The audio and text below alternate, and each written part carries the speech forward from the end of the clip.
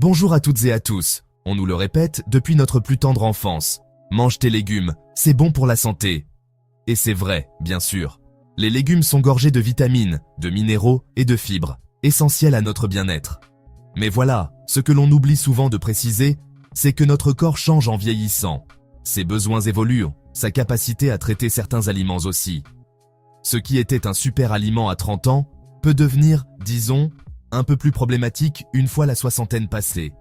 C'est un sujet dont on parle peu et pourtant, il est crucial pour maintenir une forme olympique et une mobilité sans faille. Il est temps de lever le voile sur ces vérités nutritionnelles.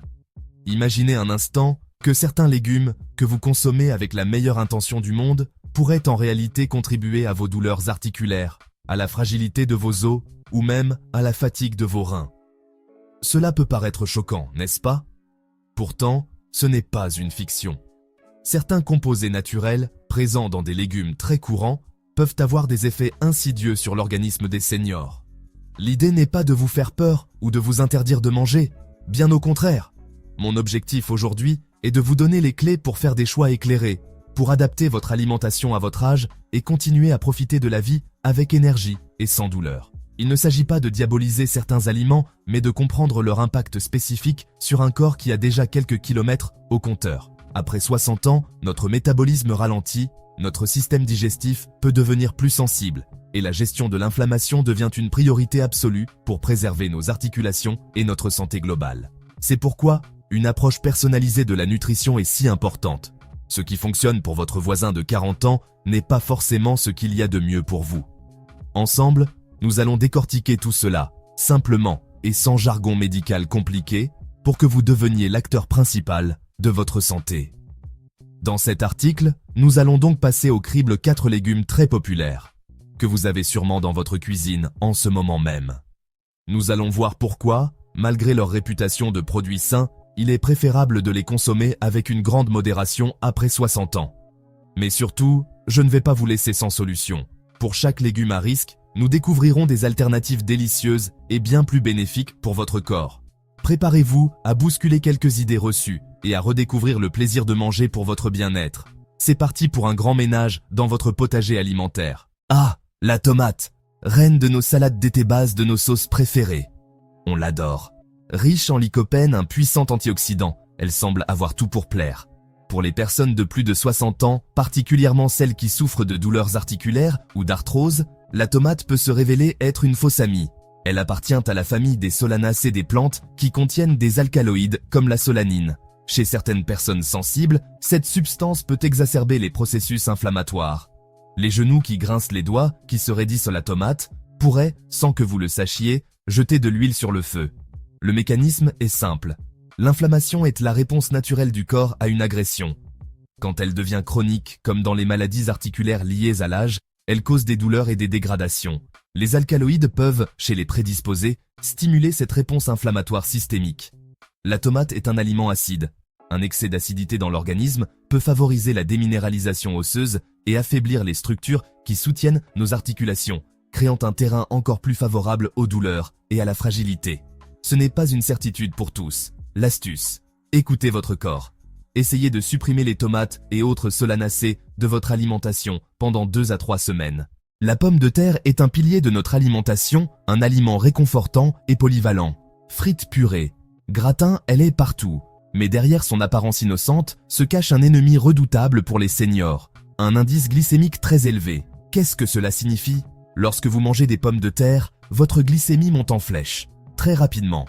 Votre pancréas doit alors produire beaucoup d'insuline. Avec l'âge, notre sensibilité à l'insuline diminue et ce yo-yo glycémique devient de plus en plus difficile à gérer. Ces pics répétés sont loin d'être anodins. À court terme, coup de fatigue après les repas fringales de sucre. À long terme, conséquences bien plus sérieuses. Stockage des graisses, surtout abdominales. Risque accru de diabète de type 2. Un taux de sucre élevé, chronique, crée une inflammation dans tout le corps. Cette inflammation aggrave de nombreuses maladies liées à l'âge. Problèmes cardiovasculaires, douleurs articulaires, déclin cognitif. La pomme de terre, surtout en purée ou cuite au four, agit comme un véritable sucre rapide. Il existe des alternatives fantastiques. Patates douces, IG plus bas, riche en bêta-carotène. La betterave, avec sa belle couleur pourpre et son goût sucré, est souvent vantée pour ses bienfaits sur la tension artérielle. Le poivron, quant à lui, est une star de la vitamine C. Pourtant, ces deux légumes partagent un point commun qui peut poser problème après 60 ans, leur richesse en oxalates. Les oxalates sont des composés naturels que l'on trouve dans de nombreux végétaux. Lorsqu'ils sont consommés en excès, ils se lient au calcium et forment de petits cristaux d'oxalate de calcium. Ces cristaux causent des calculs rénaux, un problème douloureux plus fréquent avec l'âge. Si vous avez des antécédents de calcul ou une fonction rénale fragilisée, évitez une consommation élevée de betteraves crues, de betteraves en jus et d'épinards. Les reins doivent travailler plus dur pour filtrer ces cristaux, ce qui peut les fatiguer prématurément. Ces cristaux peuvent aussi se déposer dans les articulations et provoquer ou aggraver des douleurs arthritiques. Si vous avez des douleurs articulaires inexpliquées, regardez votre consommation d'aliments riches en oxalates. Le poivron appartient à la famille des solanacées, comme la tomate. Il contient de la solanine, un alcaloïde pouvant déclencher ou entretenir l'inflammation chez les personnes sensibles. La modération est donc de mise. Pour la betterave, préférez-la cuite plutôt que crue. Maintenant que nous avons identifié les fauteurs de troubles potentiels, passons aux bonnes nouvelles, car le monde végétal regorge de trésors qui sont de véritables alliés pour vieillir en pleine forme. L'idée n'est pas de manger moins, mais de manger mieux, en choisissant des légumes qui vont activement protéger votre corps. Ces légumes protecteurs ont des caractéristiques communes. Ils sont riches en fibres, en antioxydants, en vitamines et minéraux essentiels, tout en étant pauvres en oxalates ou substances pro-inflammatoires. Ils sont vraiment les super-héros de votre assiette après 60 ans. 4 champions se distinguent particulièrement, le brocoli, le chou-cal, le gombo et la carotte. Chacun possède des propriétés uniques qui répondent aux défis du vieillissement.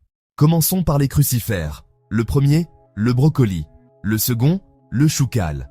Ces légumes verts sont des superstars pour les seniors. Leur atout, une incroyable richesse en calcium. On pense aux produits laitiers, mais le brocoli et le chou-cal sont d'excellentes sources végétales. Et ce calcium est très bien absorbé. Après 60 ans, c'est essentiel contre l'ostéoporose.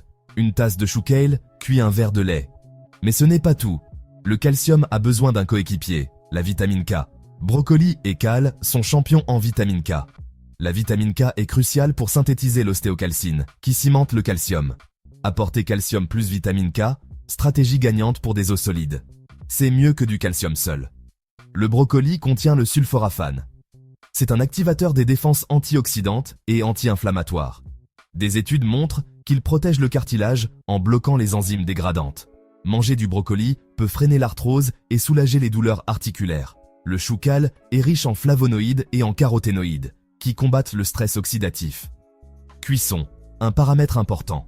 Brocoli, vapeur douce, 3-4 minutes pour préserver le sulforaphane. Cal, cru en salade, massez-le avec un peu d'huile d'olive, ou légèrement sauté à la poêle. Passons maintenant à 2 autres légumes aux vertus exceptionnelles, le gombo et la carotte. Le gombo, parfois appelé okra, est un légume encore un peu méconnu en France, et c'est bien dommage. Il est particulièrement intéressant pour les seniors grâce à sa richesse en mucilage. Le mucilage est une substance visqueuse, composée de fibres solubles, qui a des propriétés extraordinaires. Dans l'estomac et les intestins, il forme un gel doux qui tapisse les parois, protégeant ainsi les muqueuses digestives et facilitant le transit. C'est un remède de grand-mère redoutable contre la constipation, un trouble fréquent après 60 ans. Mais le rôle du gombo ne s'arrête pas là.